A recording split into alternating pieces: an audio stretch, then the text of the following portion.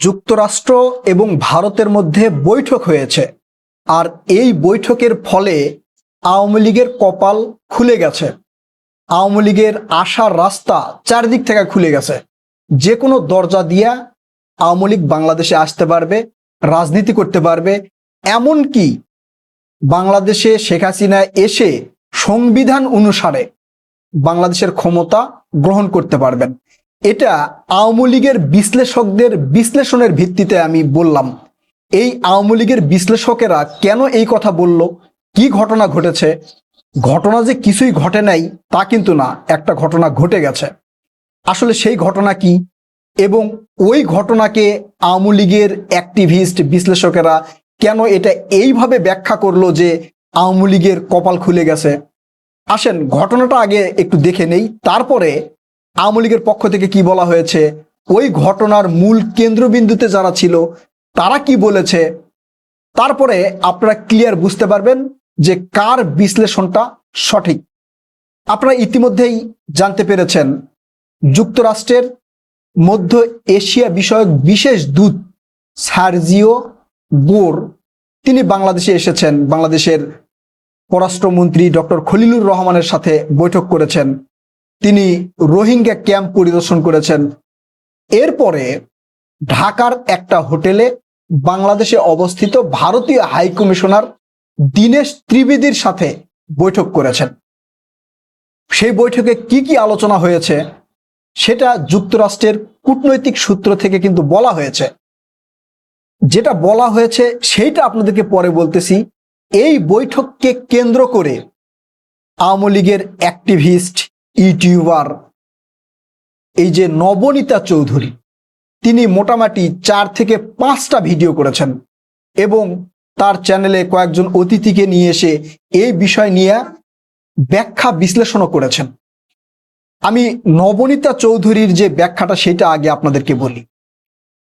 এই যে মধ্য এশিয়া বিষয়ক বিশেষ দূত সার্জিও গোর এবং বাংলাদেশে অবস্থিত ভারতীয় হাইকমিশনার দীনেশ ত্রিবেদীর যে বৈঠক, এই বৈঠকের কারণ আওয়ামী লীগ যেটা দেখতেছে আর কি, এই বৈঠকের কারণ হচ্ছে 5 আগস্ট যখন শেখ হাসিনা বাংলাদেশ থেকে চলে গেছে, আওয়ামী লীগের শীর্ষ নেত্রী যারা ছিল তারা যখন পালিয়ে গেছে, তারপরে বাংলাদেশে জঙ্গির উত্থান হয়েছে, ইসলাম পন্থীদের উত্থান হয়েছে, যেটা পশ্চিমা বিশ্ব ভালো চোখে দেখতেছে না।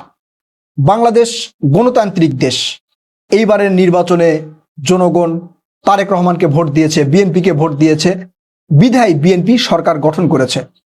এখন গণতান্ত্রিক রাষ্ট্র হিসাবে বাংলাদেশে প্রতি 5 বছর পর পর ভোট হবে। সেই ভোটে আজ জামাত বিরোধী দল আছে, আগামী নির্বাচনে জামাত যদি বাংলাদেশের রাষ্ট্রীয় ক্ষমতায় আসে তখন কি হবে? এই মাথা ব্যথা নাকি পশ্চিমা বিশ্বের এখন পর্যন্ত কাটে নাই। এই জন্য জামাতের বিকল্প রাজনৈতিক দল বাংলাদেশে দেখতে বা প্রতিষ্ঠিত করার চেষ্টা করছে পশ্চিমা বিশ্ব। আর সেই জন্যই এই সার্জিও গোর দীনেশ ত্রিবেদীর সাথে আলোচনা করেছে যে এই বিষয়টা নিয়ে কি করা যায়। এনসিপি একটা নতুন দল, এদের ঘুরে দাঁড়াতে বিরোধী দলের পর্যায়ে যেতে আরো 2, 4, 20, 30 বছর লাগতে পারে। তাহলে জামাতের বিকল্প কাকে বাংলাদেশে তৈরি করা যেতে পারে, অর্থাৎ জামাতের বিকল্প একটা রাজনৈতিক দল তৈরি করা দরকার বলে মনে করছেন পশ্চিমা বিশ্ব। এটা নবনীতা চৌধুরীর ব্যাখ্যা, আমি তাদের ব্যাখ্যাটা পরে বলতেছি। যার কারণে এই সার্জিও গোর দীনেশ ত্রিবেদীকে বলছে যে বাংলাদেশে আওয়ামী লীগ যাতে রাজনীতি করতে পারে সেই বিষয়ে একটা রাস্তা তৈরি করতে হবে বা সেই বিষয়ে বাংলাদেশের সরকারকে চাপ দিতে হবে। এইটা নিয়েই নাকি আলোচনা হয়েছে সার্জিও গোর এবং দীনেশ ত্রিবেদীর মধ্যে। এখন প্রশ্ন হলো, এইটা নিয়ে যদি আলোচনা হয়ে থাকে তাহলে এই আওয়ামী লীগের অ্যাক্টিভিস্ট নবনীতা চৌধুরী তিনি জানলেন কিভাবে? তাকে কে জানিয়েছে? যুক্তরাষ্ট্রের কূটনৈতিক সূত্র ইউএনবিকে বলেছে দীনেশ ত্রিবেদীর সাথে যে বৈঠক হয়েছে সেটা 2 দেশেরই স্বার্থ সংশ্লিষ্ট আলোচনা। এটাই প্রথম হয়েছে তাই না, এর আগেও যুক্তরাষ্ট্রের অনেক দূত বাংলাদেশে এসে সেই দূতেরা ভারতীয় হাইকমিশনারের সাথে কথাবার্তা বলেছেন। এমনকি পিটার হার্স যখন ছিলেন আওয়ামী লীগের সময়, তিনিও ভারতীয় হাইকমিশনারের সাথে বৈঠক করেছেন। তাহলে এই বৈঠকে আওয়ামী লীগের এত খুশি হওয়ার কারণ কি? তাদের সূত্র বলতেছে দুই দেশের মধ্যে পারস্পরিক স্বার্থ সংশ্লিষ্ট বিষয় নিয়ে আলোচনা হয়েছে, কিন্তু আওয়ামী লীগের পক্ষ থেকে বলা হচ্ছে যে না, এটা বাংলাদেশে আওয়ামী লীগের রাজনীতি করার যে সুযোগ, সেই সুযোগটা করে দেওয়ার জন্য দুইজনের ভিতরে আলোচনা হয়েছে। চিন্তা করেন। আচ্ছা ধরেন, আমি এদের কথা বাদ দিলাম, ধরেন যে ঠিক আছে, তারেক রহমান বিদেশি চাপে হোক বা কোনো কারণে হোক আওয়ামী লীগকে রাজনীতি করার সুযোগ করে দিলেন। এটা কি বিএনপি মেনে নিবে? বিএনপির মধ্যে যারা এই যে 16-17 বছর ধরে আওয়ামী লীগ দ্বারা নির্যাতিত, তারা কি মানবে? এই জুলাই আগস্ট আন্দোলনে ছাত্র দলেরই প্রায় 400-র উপরে ছাত্র নিহত হয়েছে, অসংখ্য ছাত্ররা আহত হয়েছে, তারা কি মেনে নিবে? জুলাই যারা শহীদ হয়েছে তারা কি মেনে নিবে? মানে বিদেশ থেকে বা বৈদেশিক কোনো একটা চাপের কারণে সরকার একটা সিদ্ধান্ত জনগণকে চাপিয়ে দিবে, আর সেটাই কি জনগণ মেনে নিবে? আর তারেক রহমান কি মানে এতটাই ভীতু হয়ে গেছে যে তারা যা বলবে সেটাই মেনে নিবে? সেটাই যদি হতো তাহলে তারেক রহমান সব দেশের আগে ভারত সফর করত, ভারত সরকারের আমন্ত্রণে ভারতে যেত। এখন পর্যন্ত তারেক রহমান ভারতে যাবেন কিনা সেই সিদ্ধান্ত পর্যন্ত গ্রহণ করা হয়নি।